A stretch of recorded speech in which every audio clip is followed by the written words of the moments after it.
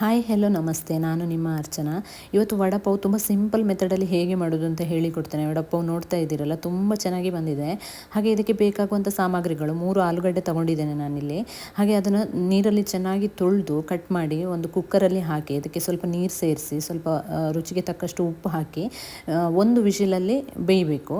ಆಗ ಆಫ್ ಮಾಡಿ, ಒಂದು ವಿಷಿಲ್ ಆದರೆ ಸಾಕು. ಈಗ ಇನ್ನೊಂದು ಪಾತ್ರೆಯಲ್ಲಿ 1 ಕಪ್ನಷ್ಟು ಕಡಲೆ ಹಿಟ್ಟು ತಗೊಂಡು ಅದಕ್ಕೆ ರುಚಿಗೆ ತಕ್ಕಷ್ಟು ಉಪ್ಪನ್ನು ಸೇರಿಸಿ ಹಾಗೆ ನೋಡಿಕೊಂಡು ಸ್ವಲ್ಪನೇ ನೀರು ಹಾಕಿ ಸ್ವಲ್ಪ ಕೂಡ ಗಂಟಿಲ್ಲದ ಹಾಗೆ ಮಿಕ್ಸ್ ಮಾಡಬೇಕು. ನೋಡಿ, ಅಲ್ಲಿ ಬ್ಯಾಟರ್ ನೋಡ್ತಾ ಇದ್ದೀರಲ್ಲ, ತುಂಬ ತೆಳು ಕೂಡ ಅಲ್ಲ, ತುಂಬ ದಪ್ಪ ಕೂಡ ಅಲ್ಲ, ಮೀಡಿಯಂ ಆಗಿ ಇಡಬೇಕು. ಇಷ್ಟು ಬ್ಯಾಟರ್, ಈ ತರ ಬ್ಯಾಟರ್ ಆಗಬೇಕು. ಹಾಗೆ ಅದನ್ನ ಬ್ಯಾಟರ್ ಮಾಡಿ ನಾವು ಸೈಡಲ್ಲಿ ಇಡುವ.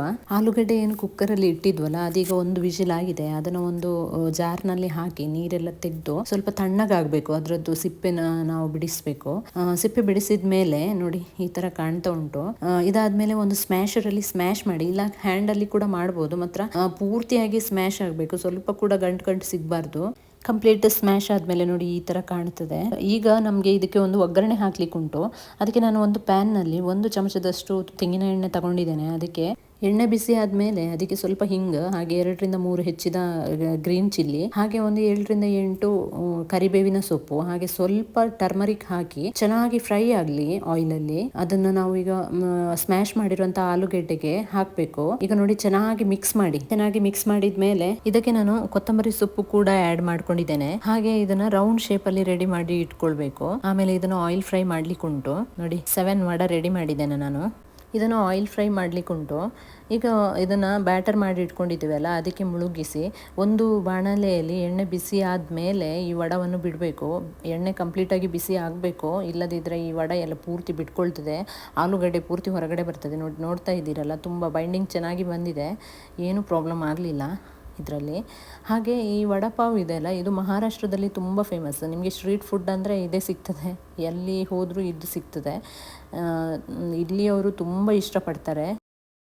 ಫಸ್ಟ್ ಟೈಮ್ ನಾನು ವಡಪಾವ್ ಮಾಡಿದಾಗ ನನಗೆ ಗೊತ್ತಿರಲಿಲ್ಲ, ಆಯಿಲ್ ಬಿಸಿ ಆಗದೇನೆ ನಾನು ವಡ ಹಾಕಿದ್ದೆ. ಕಂಪ್ಲೀಟಾಗಿ ಆಲೂಗಡ್ಡೆ ಎಲ್ಲ ಆಯಿಲಲ್ಲಿ ಬಿಟ್ಕೊಂಡಿತ್ತು.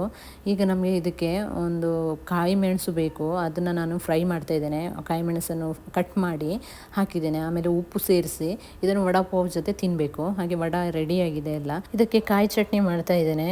ಇಲ್ಲಿ 1 ಕಪ್ನಷ್ಟು ಕಾಯಿ ತುರಿ ತಗೊಂಡು 2 ಗ್ರೀನ್ ಚಿಲ್ಲಿ ಹಾಕಿದ್ದೇನೆ. ಹಾಗೆ 1 ಬೆಳ್ಳುಳ್ಳಿ ಆ್ಯಡ್ ಮಾಡಿ ಗ್ರೈಂಡ್ ಮಾಡಿದ್ದೇನೆ. ಚಟ್ನಿ ರೆಡಿಯಾಗಿದೆ. ಹಾಗೆ ನೋಡಿ, ಇದು ಕಂಪ್ಲೀಟ್ ಲುಕ್. ಆಮೇಲೆ ಇದು ಪಾವ್ ಬಂದು ನಾವು ಔಟ್ ಸೈಡಿಂದ ತಂದದ್ದು ಬೇಕರಿಯಿಂದ.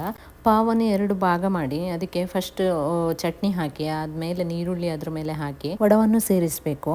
ಆಮೇಲೆ ಫ್ರೈ ಮಾಡಿ ಇಟ್ಟಿರುವಂಥ ಗ್ರೀನ್ ಚಿಲ್ಲಿ ಜೊತೆ ತಿನ್ನಬೇಕು. ಈ ರೆಸಿಪಿ ನಿಮಗೆ ಇಷ್ಟವಾಗಿದ್ದಲ್ಲಿ ಲೈಕ್, ಶೇರ್, ಕಮೆಂಟ್ ಮಾಡಿ. ತಪ್ಪದೇ ಸಬ್ಸ್ಕ್ರೈಬ್ ಮಾಡಿ. Thank you so much for watching.